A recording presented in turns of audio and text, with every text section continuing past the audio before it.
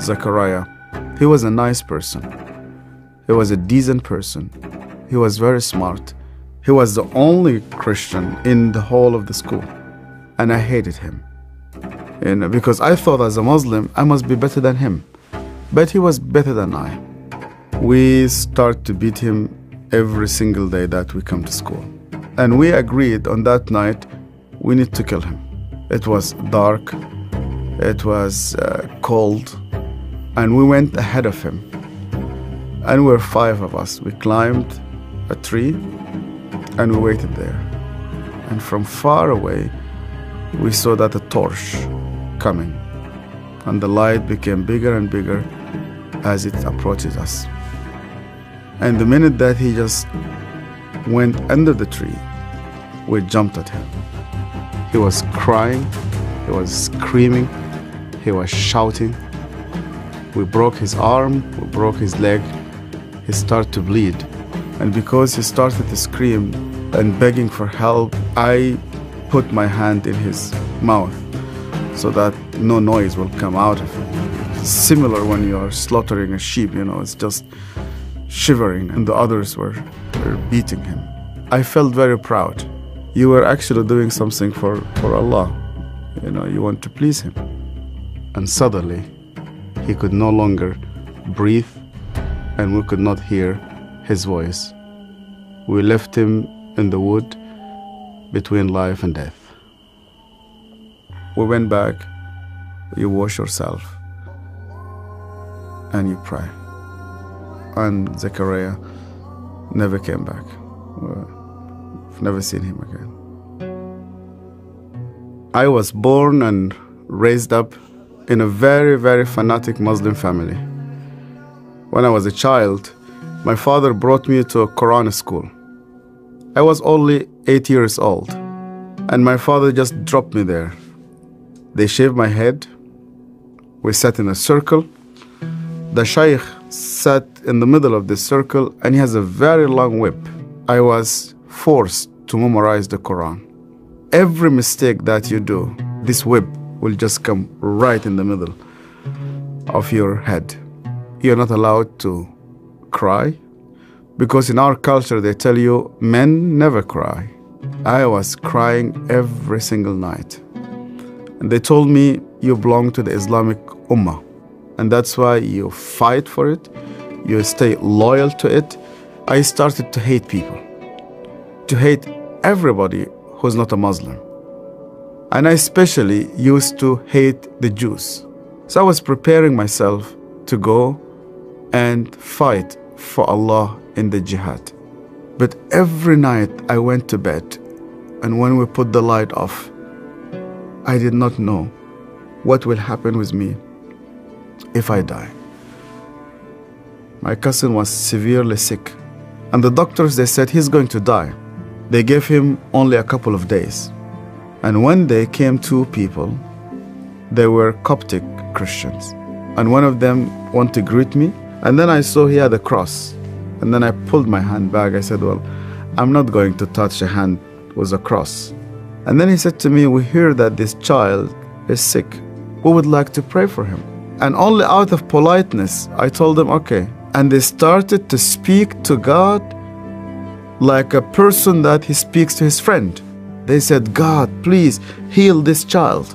The minute that they said, Amen, this child opened his eyes for the first time in 4 weeks. He started to move his hands. He started to speak.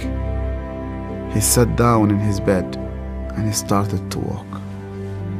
And one of those 2 persons who prayed sat down with me, and he said to me, you know what? The real miracle is that God wants to change your heart. Do you believe that Yeshua is alive? And I told him, yeah. Because according to the Islamic tradition, God took him to heaven and he's alive and he will come back one day. And he said to me, because he's alive, you can speak to him. That changed my entire life. And when I started to read the scripture, nobody needed to convince me to love the Jewish people. The only way for Muslims to start to love the Jews is when they meet Yeshua.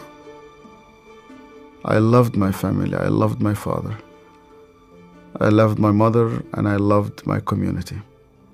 And when I decided to follow Yeshua, my grandfather and my father said to me, "You are no longer one of us."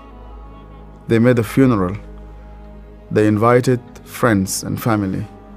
They brought a coffin to the cemetery, and they said, "Our son is dead." To be declared dead with no family, I said to God, "Where are you?" I heard this voice, and this voice told me, "You know that the grave where your name is written, you know that grave is empty. And guess what? My grave is also empty." I went to Egypt for the first time after many years, and I was in a pastoral conference. And one of the Sudanese pastors came to me. It's an elderly man, gray hair. He started to speak to me, and he asked me, "Where did you come from?" I told him my story. He started to cry. And then I asked him, "Why are you crying?" And he said to me, "Do you remember me? My name is Zachariah." And suddenly, I remembered him. The last time I saw him, it was in that dark night. I could hear suddenly the way that he was screaming, even though that was 25 years. Suddenly, I started to see his broken arm and broken legs. I started to see the scars which I caused him. I started to be full of shame. I was a bad person, yeah. I was terrible. So Zechariah looked me straight into the eye again, and he said to me, "Yasser, because you hated me so much,